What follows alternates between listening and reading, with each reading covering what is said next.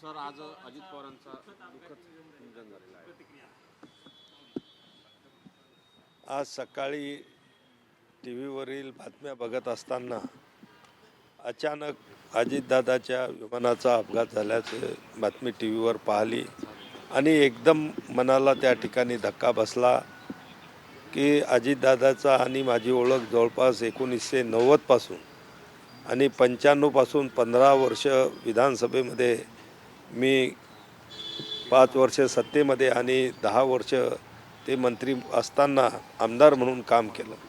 अजितदादाचा स्वभाव अतिशय स्पष्ट वक्तेपणाचा स्वभाव होता, अतिशय हार्डवर्क करणारा एक नेता मी त्यांना म्हणून ओळखतो। अगदी सकाळी 6:30 वाजेपासून त्यांच्या लोकांच्या भेटीगाठी आणि कामं व्हायच्या वेळेला अतिशय महत्त्व देणारापैकी ते एक होते। आणि स्पष्ट वक्ताबद्दल जर झालं तर अगदी कोणी असेल काम होण्यासारखं असेल तर ताबडतोब फोन करून किंवा 1 मिनिटामध्ये ते कोणाचंही काम करून द्यायचे आणि न होण्यासारखं असेल तर अगदी स्पष्ट सांगायचे की हे काम होणारं नाही, तू याच्यासाठी माझाही वेळ घेऊ नको, तुझाही वेळ खर्च करू नको। म्हणजे इतका सरळ स्पष्ट आणि मोकळ्या स्वभावाचे ते होते। खरं म्हणजे त्यांच्या या राजकीय जीवनाच्या कारकिर्दीमध्ये महाराष्ट्राच्या विकासामध्ये महाराष्ट्रामध्ये अनेक चांगल्या योजना राबवण्यामध्ये त्यांचं फार मोठं योगदान होतं। आज त्यांच्या निधनामुळं निश्चितच महाराष्ट्राच्या राजकारणावर महाराष्ट्राच्या सगळ्या विकासाच्या याच्यावर सुद्धा निश्चित परिणाम होणार आहे। खऱ्या अर्थानं ते राष्ट्रवादी पक्षाचे राष्ट्रीय अध्यक्ष होते।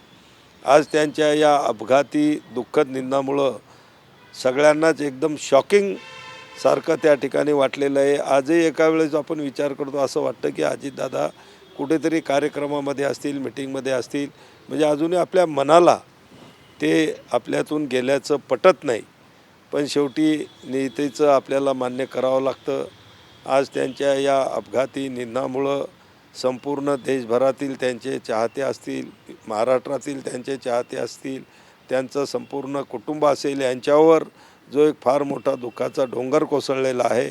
ईश्वर त्या सर्वांना या दुःखातून सावरण्याची शक्ती देव। मी सुद्धा माझ्या परिवाराच्या वतीनं, शिवसेना पक्षाच्या वतीनं, आमचे मुख्य नेते आदरणीय एकनाथराव शिंदेसाहेब यांच्या वतीनं भावपूर्ण श्रद्धांजली अर्पण करतो। एखादी अशी आठवण जे खास तुमच्या लक्षात आली असेल ती? खरं म्हणजे अनेकदा अजितदादाच्या माझ्या भेटी झाल्या, अनेकदा त्यांच्यासोबत बोलण्याचा योग आला आणि मी अगोदरही सांगितलं की अगदी हसतमुख त्यांचा चेहरा नेहमी राहायचा। आल्यानंतर मी जितक्याही वेळेत भेटायला गेलो, मी आमदार असतानासुद्धा अतिशय सन्मानानं ते बोलायचे। मी अनेकदा त्यांच्या मंत्रालयामध्ये भेटायला गेलो असताना अगदी आलेल्या माणसाचं माझंसुद्धा उभं राहून ते स्वागत करायचं। त्यावेळं त्यांचं मन किती मोठं होतं, किती एक दिलदार व्यक्तिमत्व त्यांचं होतं, याचा अनुभव मी स्वतः घेतलेला आहे।